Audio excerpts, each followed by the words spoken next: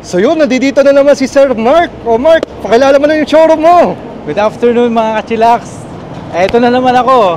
Dito tayo na sa British Iconic Cars.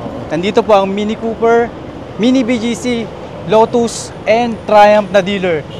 So dito po tayo, pasok tayo sa showroom namin. Let's go! This is the new electric Mini Aceman. Price is 3,550,000. 5-door. Next unit tayo. Next unit natin, the new all-electric Countryman. The price is 3,899,000. Other units, makikita po natin dito ang JCW na Legacy.